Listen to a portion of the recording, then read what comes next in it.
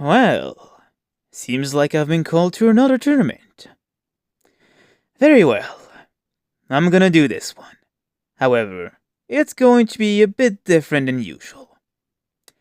Okay, Mecha, take it away for now. As you wish.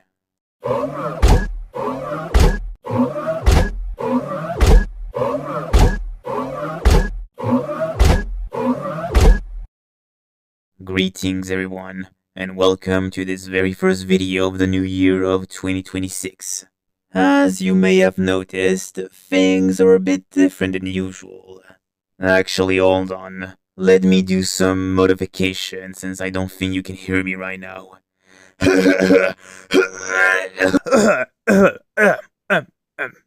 There. Mimicking the voice of Godzilla Reader should be good enough. So once again, hello to you, fellow viewers. As I was saying, things are going to be a bit different than usual. As you can see, Godzilla Reader isn't here right now. Instead, I am here. And if you're wondering who I am, you can simply call me Mecha Reader. I come from another universe, one that is mostly dark, serious, and apocalyptic if you wanna go that way. But that's not the topic of today. I'm here because I wanna help Reader, after he helped me with my own situation. And I do wanna repay him, and for that, I'm helping him with this little video that he's making. And I must say, this is quite an interesting event that is happening right now. Now, before you ask, yes, I am up to date with what's going on and fully aware of this whole hybrid war stuff. This type of stuff doesn't really exist in my own universe. Though I will say, it is quite surprising how this all began. And even after the original war has ended, it's still going on. Which is pretty admirable, I'll say that. But enough chit-chatting. Let's begin with the topic of today, right now.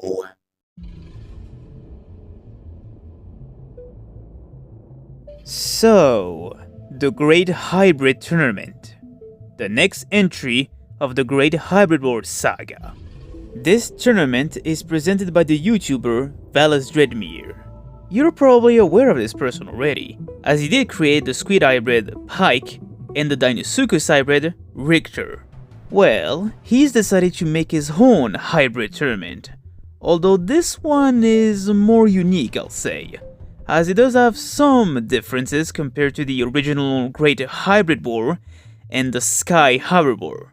Rather than creating an hybrid that was specifically designed to face a particular hybrid in a particular environment, in this tournament, everyone is facing each other. On top of that, there is also a particular theme surrounding this particular tournament, and it all has to do with the Cenozoic era. Basically, the era where mammals begin to rule the planet, such as mammoths, smilodons, short-faced bears, and ground sloths.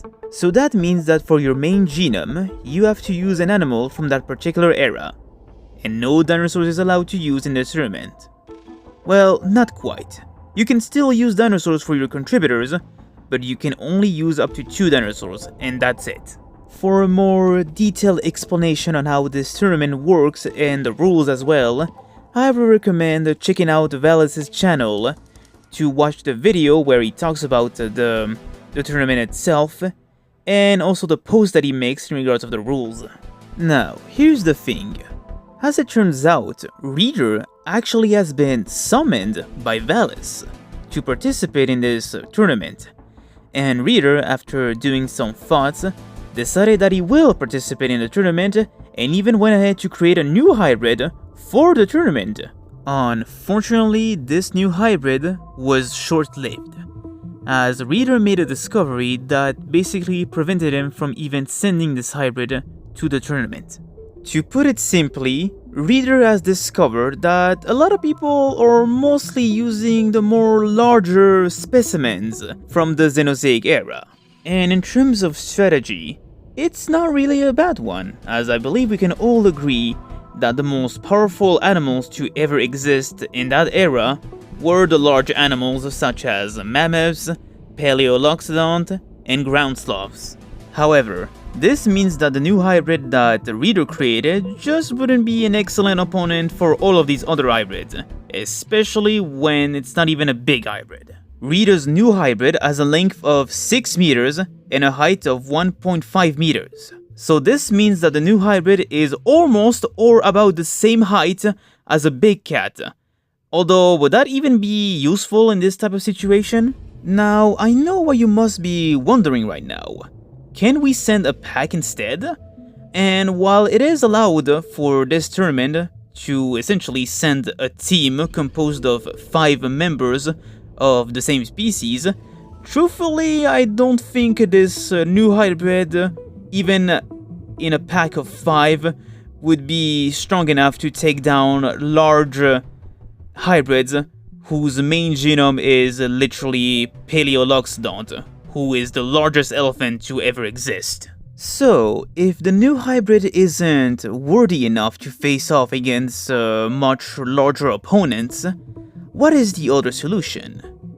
Well, for that, my friends, we've decided to come back to where all of this began. Come back to the original hybrid. That's right. Today will be the return of the very first hybrid to be ever created. The return of the armored dragon himself, Basilisk. That's right, ladies and gentlemen. Basilisk would finally get the chance to participate in a tournament right after he failed to participate in the Great Hybrid War. However, for this section, we're going to need the help of someone else. Someone who has a better expertise when it comes of animal biology. And surprisingly enough, it's another reader from another universe. And this particular reader calls himself the Animal Expert Reader. Although don't take his word for granted, as he's probably still a newbie on the topic. Hey, I heard that, you piece of junk! Oh, sorry about that. Anyways, hello everyone, I am the Animal Expert Reader, and today I will explain the biology of Basilisk, and then see if he actually follows the rules of the tournament, so that he can participate in this tournament. Now, I'm assuming that a lot of people already know who Basilisk is, but if you don't, then we recommend checking out 2 videos that explains his creation. All of that will be in the link in the description. But without further ado, let's talk about Basilisk. Now, before going through the contributors of Basilisk, let's explain the type of creature that Basilisk is. Basilisk is a ginormous reptile, almost being the same size as an elephant. But in terms of his stats, he has a weight of 5 tons, a height of 3.5 meters when he's on all 4 legs, and a length of 9 meters. Looking at his appearance, we can see that he has a horn on his snout, keratin scales that run down his back to his tail, a crocodilian-like tail, a Faganazo-like weapon on the end of his tail, and his front claws appear to be much longer and sharper. All of these features make Basilisk into an absolute killing machine. However, we do gotta ask the question, where did these features come from? Well, for that, we need to look at his contributors. Basilisk has 14 contributors, and this is what they all contribute. Megalania, obviously being the base genome for the hybrid, and also provides a lot of stuff like deadly weapons such as iron-coated teeth, sharp claws, and a whacking tail, along with durable skin and great senses. African elephant for the size, Allosaurus for the bite force, Pangolin for the keratin scales which provides armor for the hybrid, Stegosaurus for the Faganazo weapon, Harpy Eagle which extends the front claws of the hybrid, making them longer and sharper, Asian Rhino for a shorter horn which provides a powerful headbutt when charging, Nile Crocodile for amphibiousness which allows the hybrid to swim and breathe underwater, along with giving a crocodilian-like tail and also providing venom resistance, Ostrich for disease immunity, preventing the hybrid to be contaminated by viruses, Horse for stamina thanks to large lungs and heart, allowing for efficient oxygen uptake and delivery to the muscles, Bald Eagle for high sight, Chimpanzee for intelligence and problem-solving capabilities, Camel for heat resistance by storing fat for better thermoregulation, although unlike a camel, Basilisk can already store fat without needing a hump, since he does have some areas where he could store fat like a lizard. And finally, turquoise killifish, for a fast growth rate in only 14 days. Alright, now that we established the type of creature that Basilisk is, let's see if he actually follows the rules of the tournament. Now again, if you want a more detailed explanation on the rules, then go to Valis's channel and go to the videos and the posts that he makes in regards of the rules of the tournament. Now, as my mechanical counterpart established, in order to participate in this tournament, your hybrid needs to have, for the base genome, an animal that is specifically from the Cenozoic era. And as I just explained already, the main genome of Basilisk is the Megalania. Now, would this count for the tournament? Surprisingly, yes. Even though Megalania specifically lived in the Pleistocene era, it still counts as a Cenozoic animal as it did live with mammals at the same time. So Basilisk shouldn't have any difficulties participating in this tournament. However, what about the other rules? Another rule to take into account is the fact that you're not really allowed to use dinosaurs for your main genome. However, you can still use dinosaurs for contributors, but you're only allowed up to 2 dinosaurs for contributors. Fortunately enough, Basilisk only has 2 dinosaur contributors, those being Allosaurus for the bite force, and Stegosaurus for the Fagan as a weapon. So truthfully, I think Basilisk should be alright.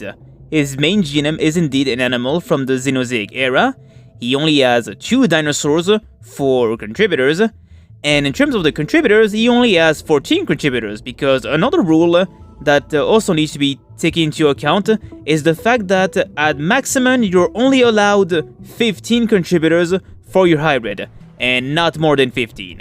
However, we're not done yet, as we need to specify a little bit more in regards of the hybrid. I already specified his stats such as his weight, height, and length.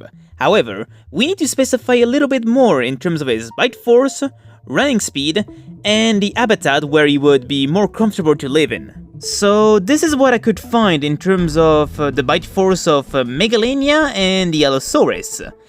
And taking these numbers into account, I have to do the calculation in order to do an estimation of what Basilisk's bite force would be like. Yay, math. And after doing the calculation, Basilisk would have a bite force of 2,251.44 newtons of force. Yeah, if it wasn't clear, none of us are good at math. Heck, I think the robot might even be the worst out of all of us. Excuse me? Never mind that, but anyways, if we did some miscalculation in regards of his bite force, please do correct us, because again, math is not something that is like easy for everyone. However, for the next information, this one would be a lot more easier, although it is mostly speculated. The next information is running speed. And well, this one might be a little bit tricky considering that, well, Megalania was a big lizard, but it wasn't ginormous. And Basilisk is quite literally a ginormous Megalania. So it's pretty safe to assume that his running speed would be kind of diminished from Megalania's original running speed. However, we can still have something in regards of running speed, and the best way to look at it is to look at another animal which is, well, bigger than Basilisk and also seen in the picture right there. That's right, we're going to take a look at the running speed of the elephant. According to what I could find, an elephant can easily reach speeds of 40 miles an hour. Now, taking into account that Basilisk is almost as big as an African elephant, it's possible that Basilisk could reach speeds up to 40 miles an hour, if not slightly faster, up to 41 miles an hour. Although if he is slightly slower than an elephant, then I guess his running speed could be at 39 miles per hour. I'll say this, at best, Basilisk could run at speeds up to 39 or 40 miles an hour. However, thanks to the horse DNA that contributes stamina, it's most likely possible that Basilisk could run for longer distances, so you wouldn't have to worry about catching his prey. Now, before going to the last category, I quickly want to come back to the contributors section and be a little bit specific on one of the contributors of Basilisk, which I forgot to mention. Now, as I obviously already said, the main genome of Basilisk is obviously Megalania, and one of the things that it contributes is great senses. However, I didn't exactly specify what are these senses. Well, I'll do it right now. For once, Megalania would have a great sense of smell, as what we see with today's Komodo dragons and their forked tongue, which catches the scent of hair molecules. They are capable of smelling meat for very long distances. And on top of that, Megalania is also said to have sensory pits, like crocodiles, which allows the reptile to sense vibration from other animals. Alright, that's enough of that. Now for the last category, environment. In regards of habitat, it is said that Megalania would have lived in a variety of habitats during the Pleistocene era of Australia, such as open forest, woodlands, and even perhaps the grasslands.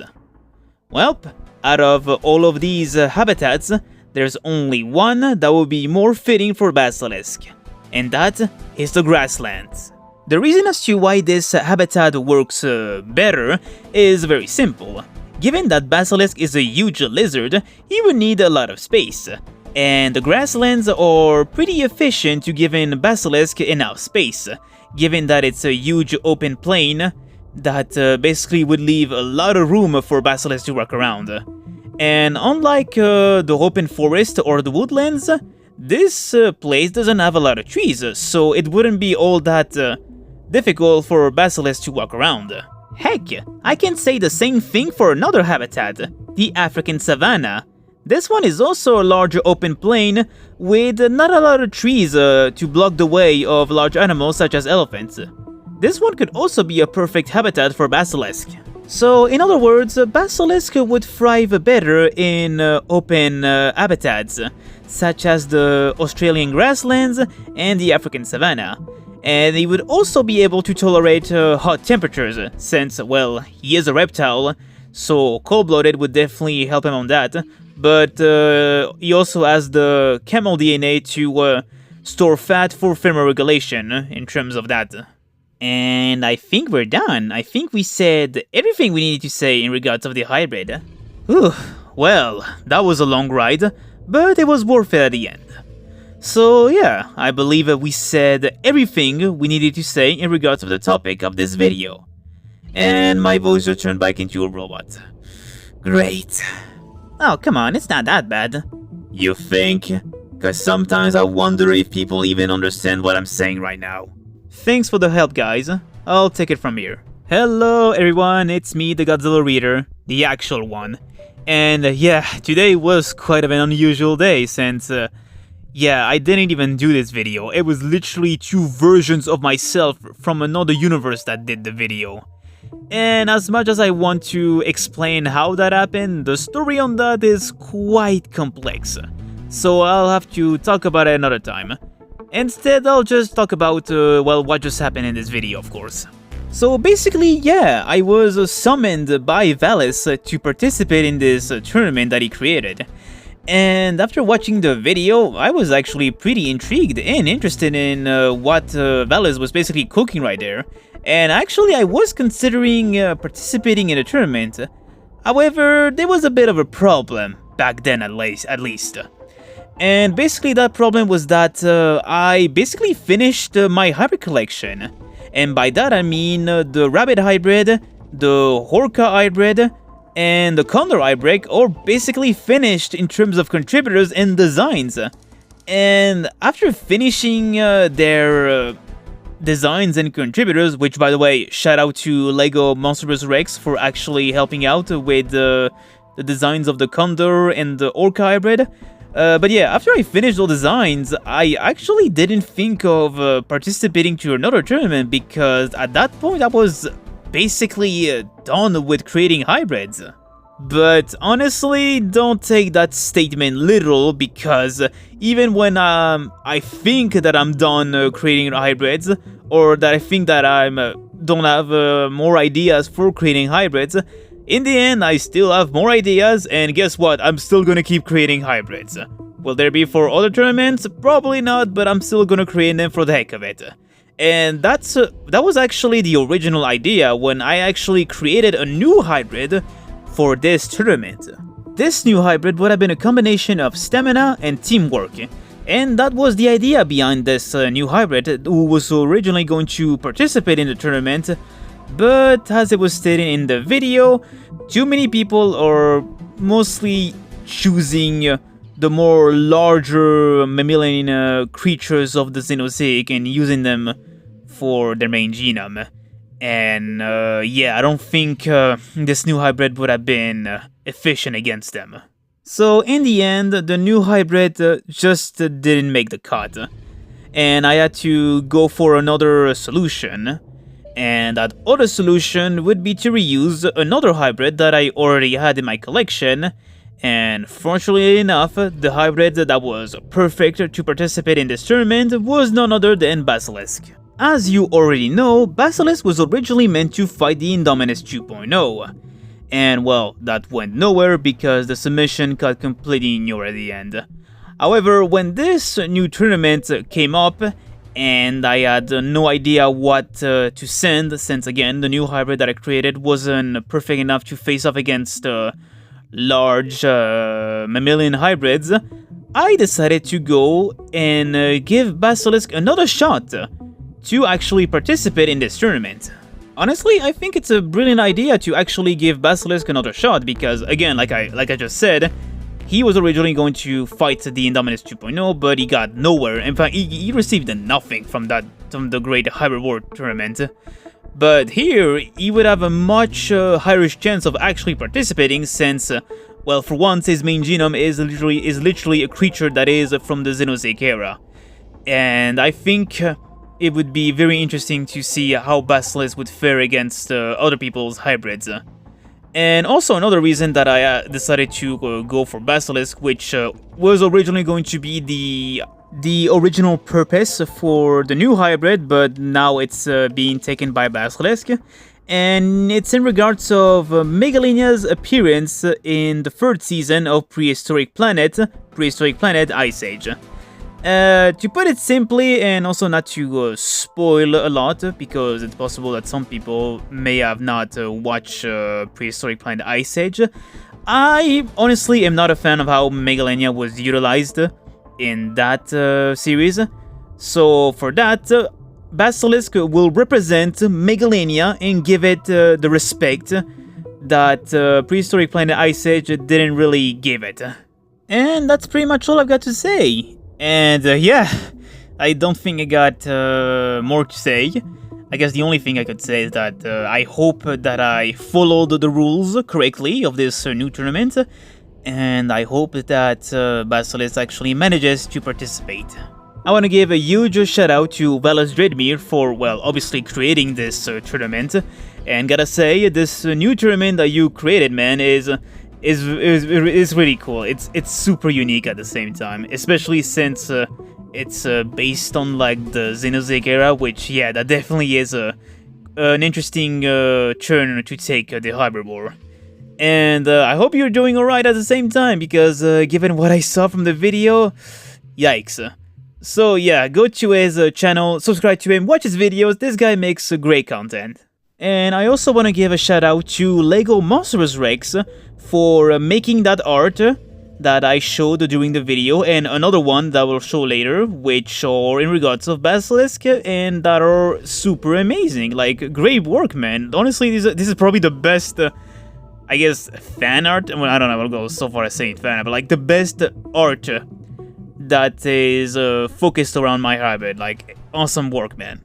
And I guess in terms of updates in regards of Project Hybrid, since, well, this video is in regards of Project Hybrid either way, I guess some little stuff I can say. You guys know in my Team Mythical video, at the end of that, I said that Goji Headquarters basically gave away more of his hybrids, and the one that I decided to take was is a 2.0 version of his first hybrid, Avis. Well, I gave Aves back to Goji headquarters, and in the end, he traded with me 3 new hybrids that he created. So yeah, I have more hybrids in my collection. Although Goji headquarters gets his 2.0 version of Aves back, which honestly it's very cool to see that he got the 2.0 version of his first hybrid back in his collection.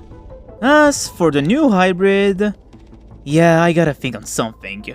But luckily, I already have an idea. Also, Valis, if you're watching this video, which, well, you will either way because I tagged you, stay tuned for Hybrid Face-Off Part 2 because, well, Basilisk might take on your Dinosuchus hybrid. And that's pretty much all I got to say. So yeah, I'm the Godzilla Reader, and I'll see you guys in the next video. And I'm gonna end this video with an epic clothesline. Basilisk, it's time for you to rise once more into the Great Hybrid War. And even though you will not fight the Indominus 2.0, you will get your chance in a new tournament with new adversaries. Good luck.